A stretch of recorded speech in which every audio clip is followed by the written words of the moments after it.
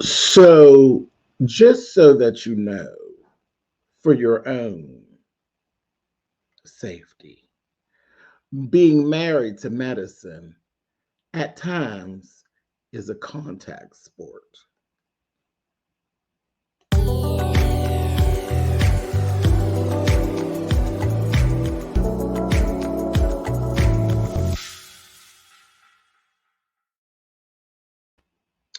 Hey guys, thank you so much for clicking on the video. This is my review for Married to Medicine season 9 episode 11. It I guess it just seems as though every so many years I think with Married to Medicine we're going to have a little bit of contact.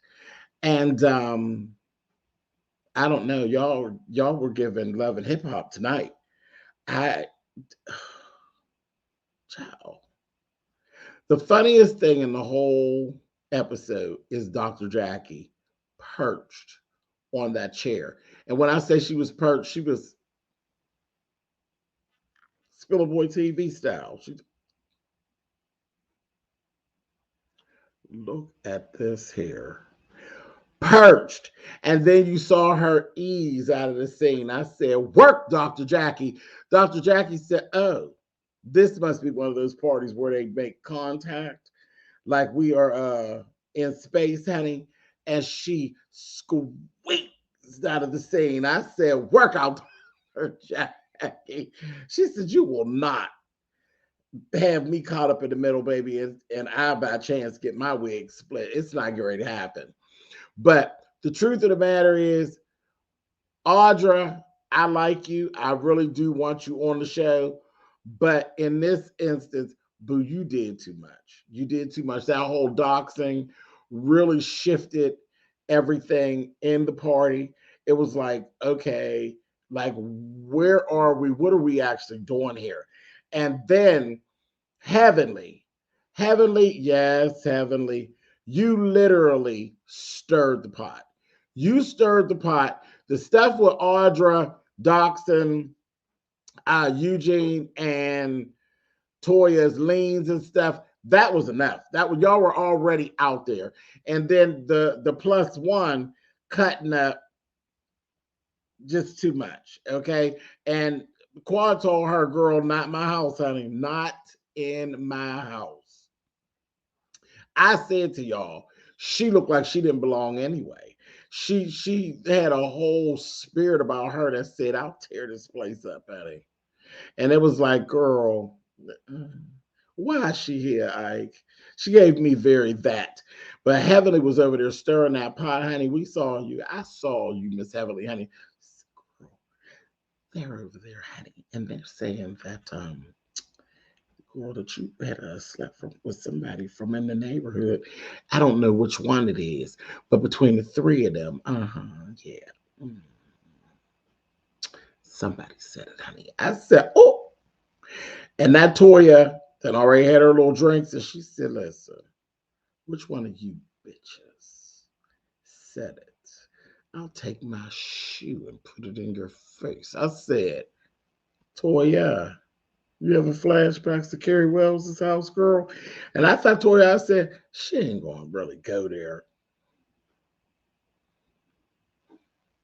Next thing I know, see, old Simone kept saying, let's go. Let's get on up and let's go. Let's roll out. But nobody listening to Simone because Simone knew that Toya was in her juice and she wasn't really feeling all that. And it was getting a little heated. And I noticed Anila was really trying to really backpedal out of it. I don't know. I ain't said nothing. I don't know who said something. I know I did. I was like, Anila, you know exactly who said what. And it seems as though you know where all the bodies are buried. So you might as well start talking, sister. But I think it had got a little too heated for Anila, and she didn't know exactly where to go because she seemed like one of these girls, not one of these girls. So Toya, we know, is actually one of these girls if you push her far enough. Honey, heavily stirred that pot up. Next thing I know, everybody's kind of moving about like, going to kind of say, let's kind of just leave this alone, and we're going to go. And then once the men came in, and then that's where Toya started talking, and she was kind of, now it's my turn, because they didn't embarrass her. They didn't embarrass her. She didn't embarrass herself. But I started yelling in the party, and people were just kind of around looking. And Audra just at that point put like 50 on 10, and she was doing way too much.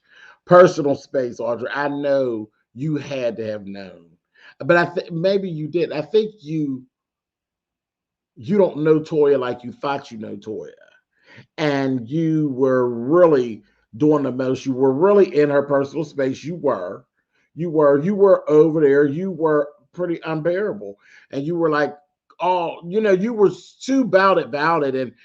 And when she said, I'm a real estate attorney. So you're telling her why it is and how it is that you doxed her, basically. Man, anybody that been doxed, I've been doxed. Ain't nobody trying to hear that. I don't care if the information was public.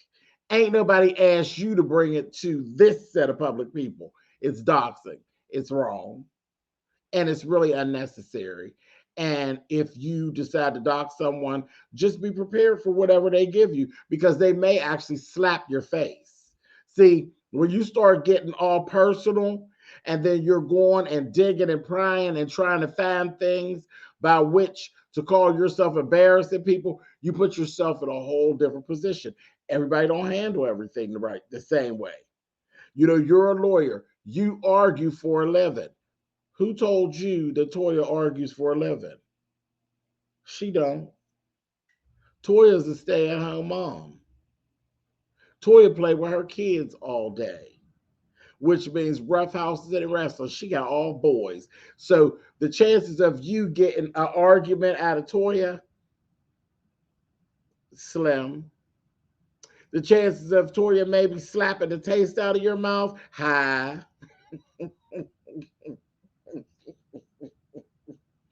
Her day-to-day is wrestling with her sons. The chances of you playing that lawyer game and being all in her face and all in her personal space, poking and prodding and trying to get her to react, you'll probably get a reaction, but it probably won't be the reaction you want. She'll beat in WWE'd you, or you got to be ready. And the truth of the matter is, I don't think Audra's no punk. And I told y'all, I really like Audra, and I really want her here. But you weren't ready. You weren't ready. You were not ready, because when I tell you that Toya mugged the shit out of Audra, girl, she got you, honey. She got you. Girl, you wasn't ready. You was in the midst of all that chit-chat, honey, and she gave you, honey. I said, oh! That was so ghetto. That was so ghetto. That's a ghetto. That's straight up out of the hood. When somebody mugged you, she mugged her, and that's a hood mugging. Because when the mugging go down, and that's a girl, she mugged the shit out of you. And you was mad because you jumped up and squared up and tried to punch her. But Eugene was in the way. So you couldn't, I don't think that connect. Well, she didn't get her in the face. She might have got her in the side of her arm or something, but Eugene was in the way. But she was trying to sock her, baby. I said, look at you. Look at you showing your true colors, honey. Dr. Martin was appalled. He was completely embarrassed. You could tell. It was all over his face. Cute little face he got, but he was appalled. And he told her, he got her over there, and we see who runs the house. He told her, you concentrate on me. I said, oh, wait a minute, Dr. Martin. I'm liking Dr. Martin more and more, honey. You concentrate on me, and it ain't that hard to concentrate on him, honey. No. And he got her because Audra was, I said, uh-huh. And she said, yeah, girl. We know, girl, he be letting you have it, this thing. He got you wrapped up, girl. She was, I said, I know that's right, and that's cute. That was sexy. That was. Even in the midst of all the madness, that connection between the two of them, that was sexy, honey. For him to tell her, you concentrate on me, baby. And there was so much going on. Because at that point, um, it was going down. It had gotten pretty much out of control. And she was right on him, honey. And that was sexy. Anyway, kudos to y'all, honey. I love it. Anyhow, but the thing is, in the midst of all of that, Audra actually thought the whole interaction was cute. She's in her juice. Girl, she was high as hell. She was in her juices. And she thought that was cute, but her husband didn't think it was cute because her husband is a doctor and they were out amongst other people. It really wasn't cute. And Audra, you started it. You did. You pushed the envelope and you weren't ready. And that's how you got the shit knocked out of you. And Toya told you, you only get one shot, girl. One. So that ain't nothing but her letting you know that, girl, whenever you get ready for it to go down, she'll always be waiting on you. She'll always be ready whenever you're around, honey. Girl, you better go back and watch season 1, honey. Because Toya do not mind getting the swinging, honey. And Toya is a small woman in stature, just like Audra kind of tower over Toya, same way Mariah did. But Toya didn't take no time rolling up on Mariah, honey. She don't care. She ain't no punk now. She definitely is not no punk. But anyway, I said, girl, a mess. And again, if Simone, if you'd listened to Simone, you'd been gone. Because Simone truly did, and they showed it in the run back. Simone truly was trying to get y'all up out of there before it went all the way left. Anila was so doggone happy that it wasn't her. Because when Toya was saying what had actually went on and this, that, and the other, and she told Anila's mother, I said, oh, she great. She told Anila's mother, your daughter and her little friends over there, somebody said that I'm sleeping with somebody, and the child of mama done heard it. That's why the mama said, Anila, stop. Anila done heard it, and mama done heard it walk around the house. Anila, you a mess. Anyway, Quad's aunt was pissed. She was pissed. And she one of them aunties that she was like, now this don't make no sense. This girl done paid for all her stuff and this, that, and the other. I was like, Auntie, wrong party. We ain't in the hood. This is the wrong party. Don't nobody care about what Quad paid for in the house because these people got the same shit over their house. So they don't really care. If they knock it down and break it, they can actually write a check for it. Ain't no big thing about tearing up her house. Don't nobody care. They don't care about that. This ain't that kind of party. But I love the Auntie because Auntie, as she started going, the more she thought about what was really going on and how it was going down, she was getting madder and madder, slamming on the counter. I said, and Toya know that kind of Auntie too, okay? Toya was like, yeah, all right. She paid Auntie dust. She ain't disrespect Auntie, but she wasn't trying to hear that. She wasn't really trying to hear that. It's like, girl. Well, Auntie was hot. She was hot as a firecracker. And Quad told him, that's my Auntie. That's my Auntie. Like, we know her, child. And don't you dare say nothing to her, honey, because you don't want to get little mama started. So that was that. But they did pay Auntie dust. But Auntie was mad. I said, I know that's right, girl. My aunt's like that. My mother's sister, she very much that way. If you let her talk, my aunt will continue. And see, sometimes my aunt will do it when ain't nothing going on. Like, she'll just continue to make herself mad. You'd be like, the hell is she talking about? She will have a whole argument and people be just like, we'd be like, how'd you get this mad? Because ain't nobody even responded. Shut the hell up, But that's what Auntie gave me. I got one of them, so I understand it. And it actually is pretty funny to watch when they just, like, ain't nobody even responding, girl. And the more you're talking, the madder you're getting because it's your own little thing you got going on. You would swear somebody was bantering back and forth. No, my aunt be going up a level. And before you know, she'd be really going off. And you'd be like, shut the entire hell up. Nobody ain't said nothing to you. You done gave yourself a self-induced foolishness rant. Honey, shut up. But it was funny. I was like, hey, Auntie. Me and Auntie would be great friends. Girl, I see where you're going, honey. Hey. So they paid her dust. Anyway, so that was that. That was, and I think after the fact, this one y'all got to see Lady Q, honey. After she did all the damage control, got everybody out of her house and all that, you seen Quad having this drink, and I think she really sat and thought about like these, just came up in here and acted like my house was apartment A, B, or C down in the projects, and I think she was pissed. You see her swallow that liquor in that glass and was sitting over there looking as beautiful as you did, but you was pissed off. You were pissed off and you felt disrespected, as you should. They acted like they were out in the playground up in your house, honey, in your humble abode, and you had every right to be pissed, as you were.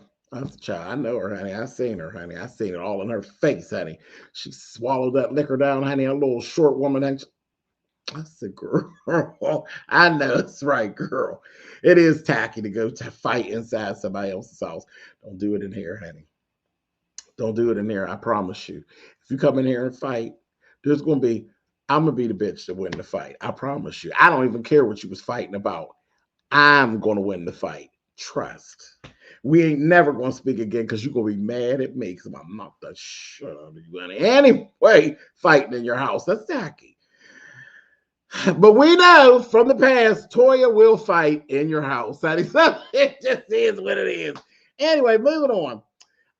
Then we see these two little simultaneous meetings. We see Anila, Heavenly, and Audra all together. And they're telling Heavenly, you started it. And listen, Heavenly, she knows she started that mess. Heavenly was leaving up out of there and telling Damon, yeah, I wasn't in it. But she knew she had started and she was satisfied with herself. Anyway, when she got to that little meeting with them, they told her, girl, you started it. You started it. And she said, girl, you know, Miss Anila, you brought Zaina there, you know, and she said, oh, no. I brought her innocently. No, you didn't. No, you didn't. You were at fault. And you slithered your way out of that, Anila, like you said. I think that vitriol was for me. It was for you. She was going to mug you. She was going to mug you eventually if she hadn't got up out of there. But Audra stood in and saved you. So Audra's face caught that, honey, instead of you. I would have liked to have seen it been you. See how much makeup would have been smeared on your face, honey, because you was doing the most. Anyway, moving on. On the other side of this meeting was Toya, Simone, and Contessa. And they basically talked about how Heavenly was messy and Heavenly likes to be orchestrating the mess and she likes to take credit for her orchestration of the mess. I'm like, okay. Eugene, they were asking, you know, how, you know, Contessa kept saying, don't let this rumor mess up your marriage. She's like, girl, Eugene ain't even like that. He ain't even with that kind of stuff. Eugene is secure and no, I ain't going nowhere. So Eugene is actually fine, you know, and he said, you know, I'm fine with that, whatever. He don't believe it. We'll see. We'll see. If they have marital problems continuing out next year, then we'll know that he wasn't okay. But anyway, that's that. Toya said, I don't even think they were talking about me. I thought they was talking about Quad. And Contessa was like, what was that? So undoubtedly, here it is. There is a whole rumor going on about Quad. And Contessa said, I knew nothing about this. She said, because you weren't supposed to. So there's a whole rumor about Quad talking about she slept with a married man, which happens to be one of the contractors.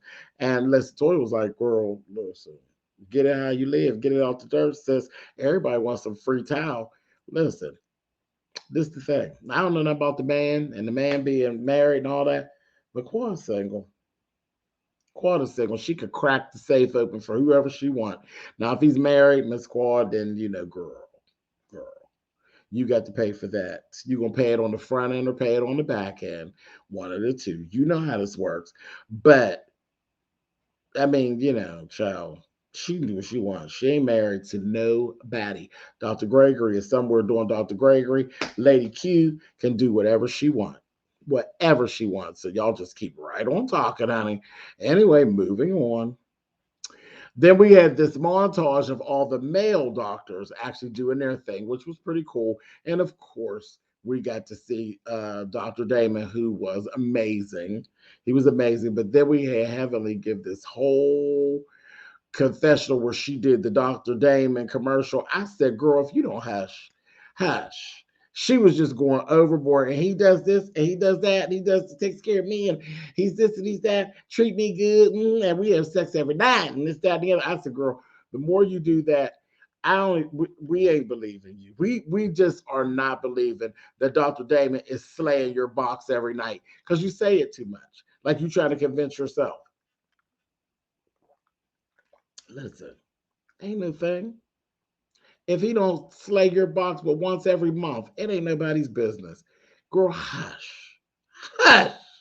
Anyway, then we had the same old argument, but this time it came to a head. Anila versus the mama, honey. And the mama said, I've been wanting to go home too. I said, girl, no, you been needed to go home, honey. You ain't saying nothing smart and wise with your nasty little self. Go on home, honey. Go on back to Savannah. You came over there. The house is nasty. You nasty it up, and it's time for you to go. We tired of hearing the argument, really. Go on home. Bye. See ya. That's embarrassing.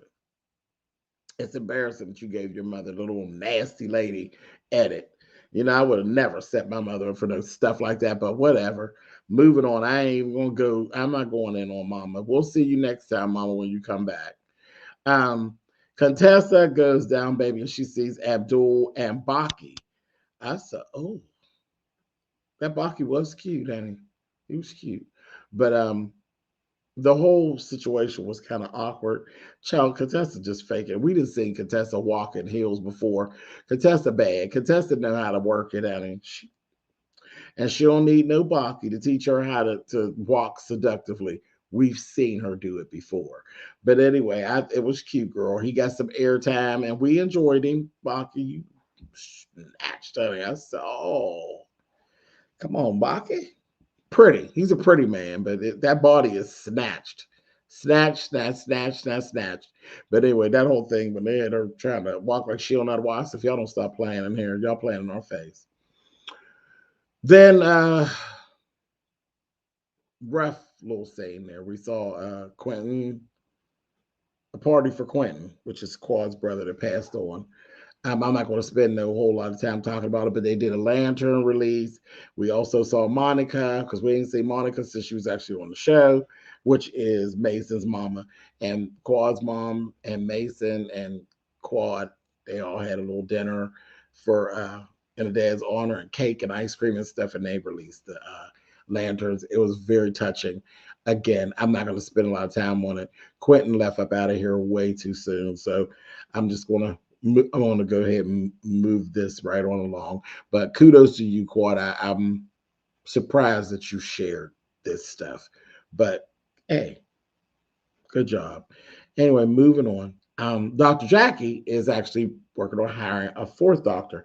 Very pretty lady, young lady. And she just seemed like just a perfect fit there for Dr. Jackie's office. Like from the moment that she was actually coming through and sitting down, just her energy just seemed like she was going to be a good fit. And when she started talking, I'm like, oh yeah, child, give her set of keys, honey. She seemed like a perfect fit for Dr. Jackie's office. So this is cool because Dr. Jackie's actually taking her some time to herself to be able to do some things that she wants to do.